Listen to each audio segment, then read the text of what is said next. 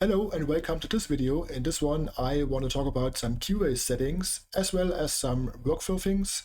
And I have a little piece here which I'm currently working on. And at first let's have a listen.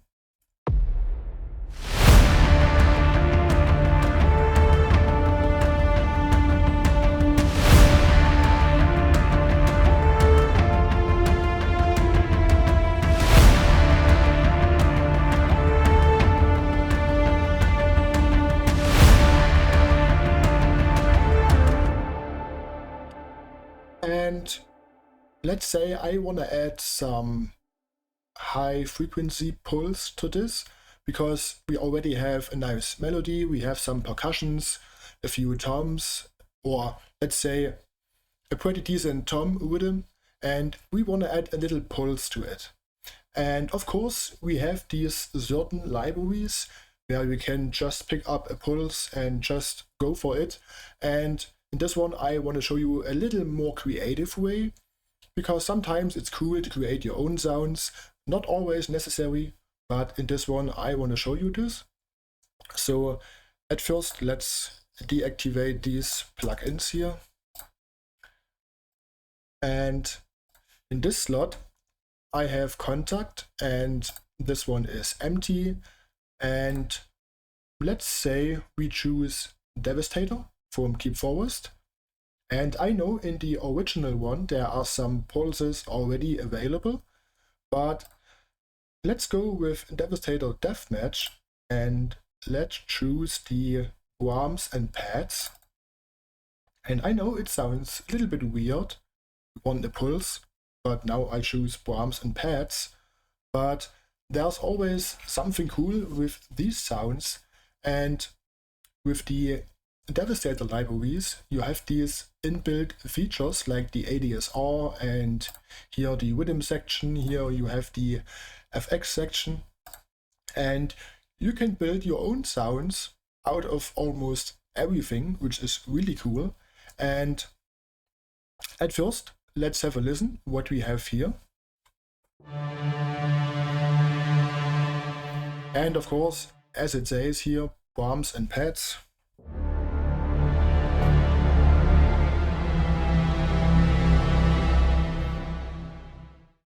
But we are gonna make a little pulse sound out of this pad sound. And we have a few different sounds here. Well, actually a lot of different sounds. And let's try some out here.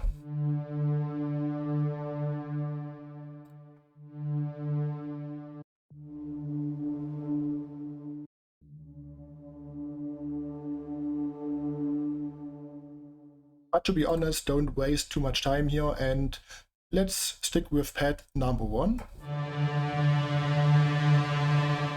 And the first thing I'm gonna do is to go to the rhythm section and activate the step sequencer here. And of course you can change your steps here, your frequency, your tempo, and almost whatever you want. Actually it's already the right tempo for me. And of course now it sounds really washy and really tons of sustain because it's originally a pad sound. And whenever I want to transform a pad sound into a more plucky or pulse sound, I go to the ADSR and I turn the sustain all the way down. And then I play with the decay. But at first, let's play with the random sample start. So let's choose the start here, and then let's make it more random, like this.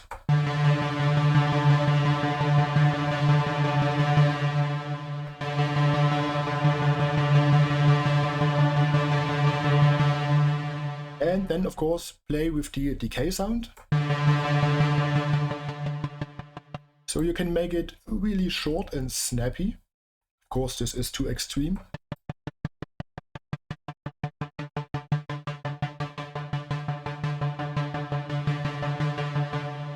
And maybe the attack is a little bit too hard, So we can soften the attack a little bit.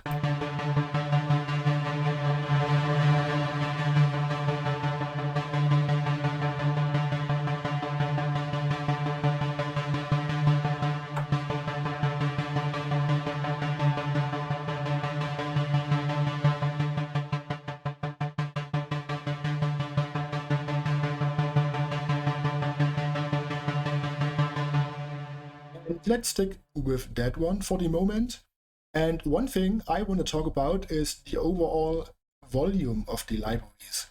Because of course, many libraries, they come by default, they come with a very high and aggressive volume. Because when you buy these libraries and you open it up and you play with this one, you want to get that feeling, man, this sounds massive. And to be honest, for almost all the hybrid libraries, I go for -6 here on the contact volume. And then I have my fader here. So with this one, I want to make sure that my volume before the fader is not too loud or too quiet. For some soft or string libraries, they are really quiet. And I really want to add some information here about the whole gain staging thing, but not too much, because we all know whenever we see the words gain staging, it's heavily discussed in forums and comments, etc. But for me, let's use this example here with the synth. So let's open up this library here. And you can see here it's always at -6. And let's say we have the fader at 0 here. Now it's really loud. And of course, we can say, I want it like this. But let's assume the library itself is extremely loud. Sometimes it's the case. And we just say, okay, let's move the fader down here. And now this is a very rough helping tool for me. When you see that the meter jumps way above the fader button here, like now. Of course, you hear it's quiet, but you can see the meter is way above the fader button. And you can see it in the plugin here. Let's reset the numbers here. That means the volume is too loud before the fader. And you can see it here. It's way above 0. And to be honest, I don't go for specific numbers here. It doesn't have to be always -6 or always -8 or something. I just want to make sure that it doesn't clip and I have a little bit of headroom. So for me, this is a nice reference. I go my fader to 0. And for the library, to be honest, almost all the time, -6 works pretty well. There are exceptions, of course. And now you can see the meter is around the fader button. It's not way on the bottom and it's not way above the fader button. Because with some softer string libraries, the other way around also happens. So let's assume this library is really quiet right out of the box. Like now. And now you can see the meter is way above not above, way down the fader button. And when I move the fader down, so of course this makes no sense, at least for me. There are always exceptions, of course, but most of the time I go with this little visual thing, and with that one I know, okay, -6. The meter is around the button, and then I have a proper gain staging. Of course, you can make fine adjustments later in the mix, but for the songwriting process, I see it, okay, the meter is around here and everything is fine. The plugin doesn't clip, and yeah, and of course that's a topic I can talk about for hours, but let's leave it like that. I also want to talk about this fader a little bit. I think Cubase introduced it with Cubase 13, I think, and you can find this here. So now it's gone, and I know a lot of people, they use this fader here.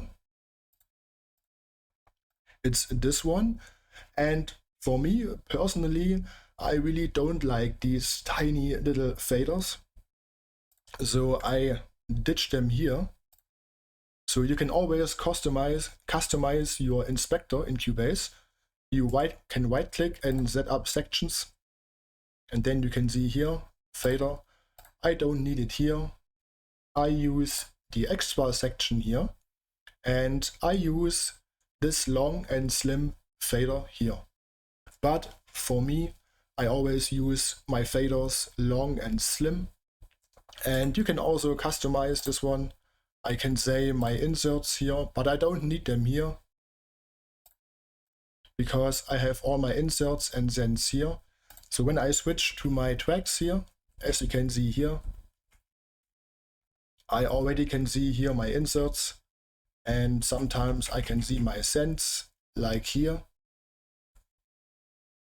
And this is a big advantage for me because I don't have to switch around between the mixer and the main window like this one here. This is my mixer for the group and effect tracks, and this is my mixer for all the individual tracks. And of course, when I mix many different instruments together, of course, then I use the mixers. But for stuff like this, I always use this fader here. And another advantage is I can open up Contact and can play around with it, and I can play with the fader. When I open the mixer here, Contact is in the way. So for this one, and you can make volume adjustments on time while you are playing the mix. And of course, it's also available with my physical fader here. But this is a really good example of using a longer fader, and you doesn't have to switch around between the windows all the time.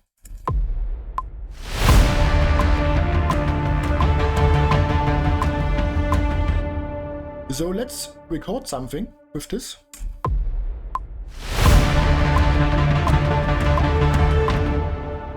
And let's don't waste any time here, because it's just a pulse. And what do we have here? We have 4 bars, and let's make it 8 bars. Like this one, and let's cut the beginning. I always do that for the songwriting process, so we can switch things around. Actually, let's make this half and half.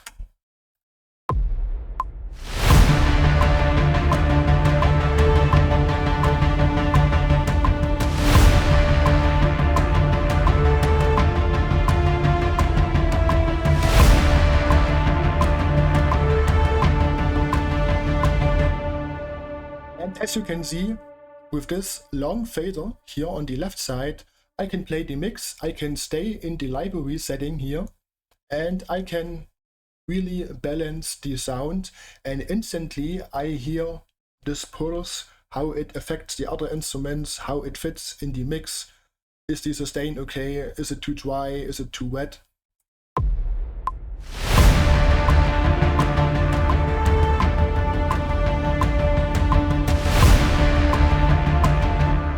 And by the way, you also can hold shift and move the fader, so you have really fine adjustments.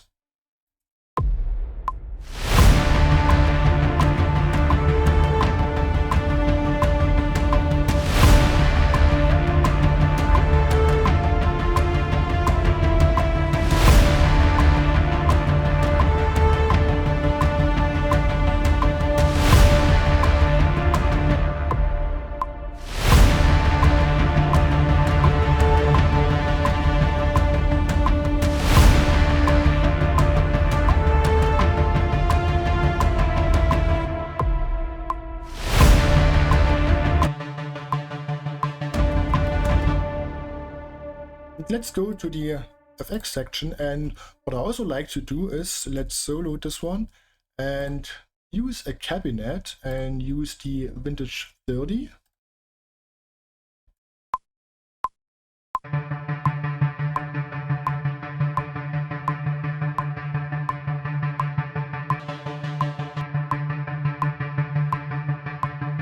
So with a guitar speaker, even it's a digital one, you always carve out a little bit of the super high frequencies. Of course, we can use an EQ, but with a guitar speaker, it's almost a different sound.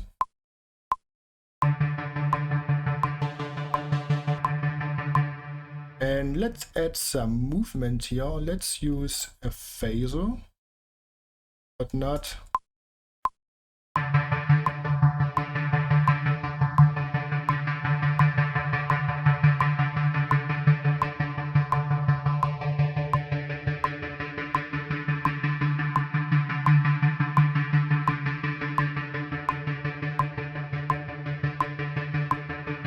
But very subtle.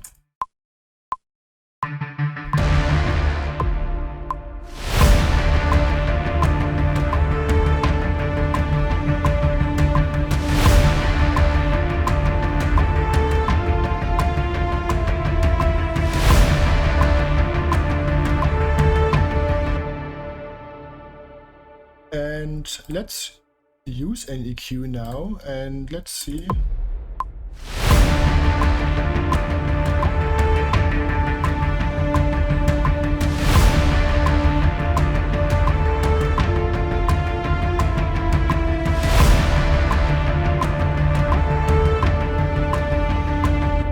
And you can already see the high cut here from the guitar speaker.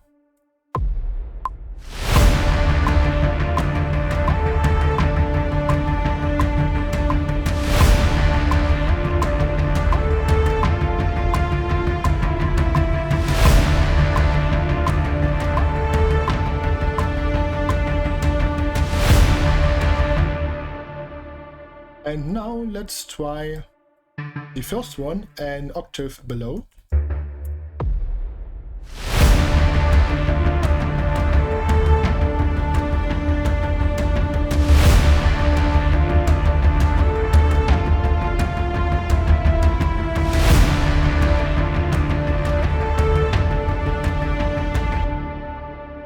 So now on the first half we have the octave below, and on the second time we have the higher octave.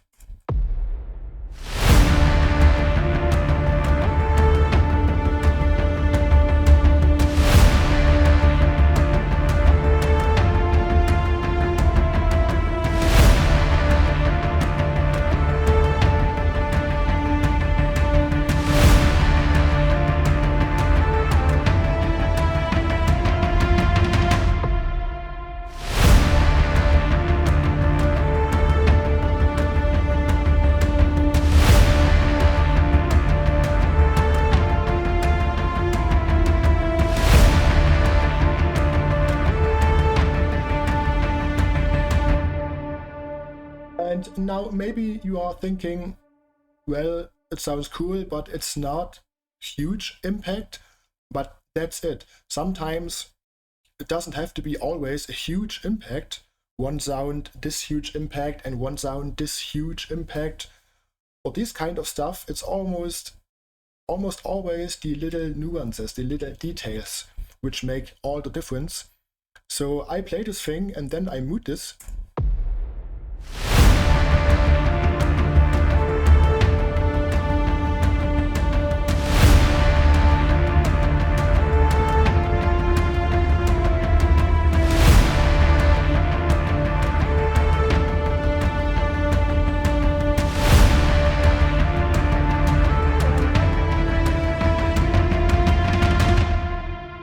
And as you can hear, when we mute this little pulse here, the piece lost a lot of this rhythm pulse, a lot of this rhythm energy. And of course, it's just a tiny adjustment, but I think it's all about these details.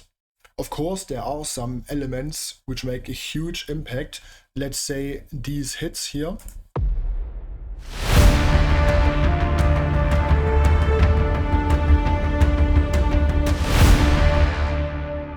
So when I mute these hits,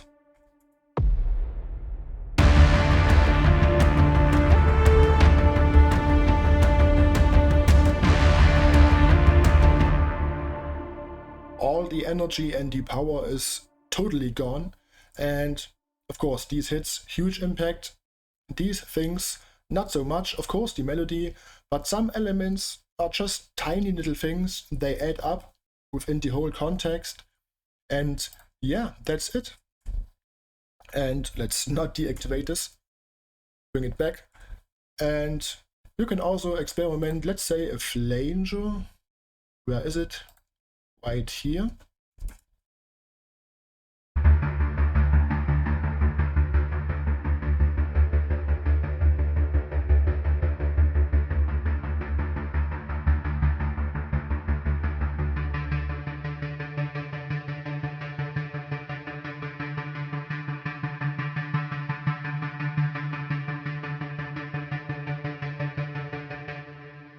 Sounds cool already. It adds a little bit more movement to the pulse.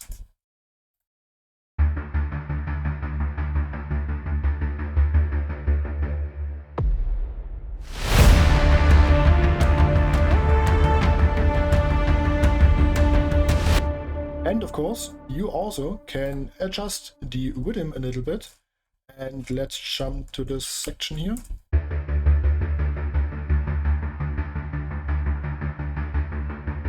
Let's say we have the 1/4, D1. Let's say we can add some accents here and make these a little bit more quiet.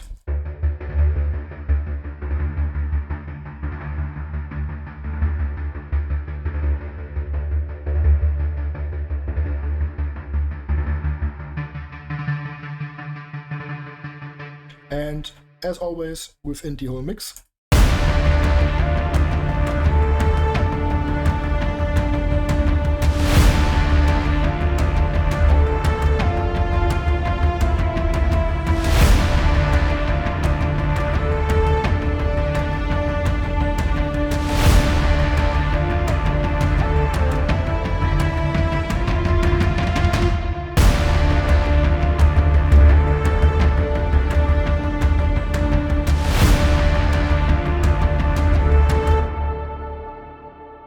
to be honest, let's choose here also the higher octave.